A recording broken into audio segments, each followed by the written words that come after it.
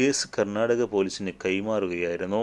കേരള പോലീസിൽ നിന്നും കത്ത് ലഭിച്ച കർണാടക DGPയാണ് ദേവനഹള്ളി പോലീസിനോട് കേസ് രജിസ്റ്റർ ചെയ്യാൻ നിർദ്ദേശം നൽകിയത്. തുടർന്ന് ബംഗളൂരു ദേവനഹള്ളി സബ് ഡിവിഷൻ കീഴിലുള്ള എയർപോർട്ട് പോലീസ് സ്റ്റേഷനിലാണ് കഴിഞ്ഞ ദിവസം രഞ്ജിത്തിനെതിരെ കേസ് രജിസ്റ്റർ ചെയ്തിരിക്കുന്നത്. അസ്വാഭാവിക ലൈംഗിക പീഡനം, IT ആക്ട് പ്രകാരം സ്വകാര്യത ഹനിക്കൽ എന്നീ വകുപ്പുകളാണ് രഞ്ജിത്തിനെതിരെ പ്രധാനമായും ചുമത്തിയിരിക്കുന്നത്.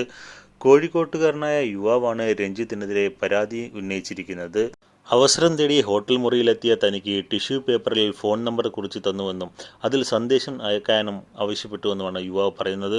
ബംഗളൂരു താജ് ഹോട്ടലിൽ 2 ദിവസത്തിന് ശേഷം എത്താൻ ആവശ്യപ്പെട്ടു. രാത്രി 10 മണിയോടെ ഹോട്ടലിൽ എത്തിയ തന്നോട് പുറകുവശത്തെ ഗേറ്റ് വഴി റൂമിലേക്ക് എത്താൻ സംവിധായകൻ നിർദ്ദേശിച്ചു. മുറിയിലെത്തിയപ്പോൾ മദ്യം നൽകി കുടിക്കാൻ നിർബന്ധിച്ചു. പിന്നീട് വിവസ്ത്രനാക്കിയെന്നും പീഡിപ്പിച്ചുവെന്നുമാണ് യുവാവ് നൽകിയ പരാതിയിൽ പറയുന്നത്. കൂടാതെ തൻ്റെ നഗ്ന ഫോട്ടോകൾ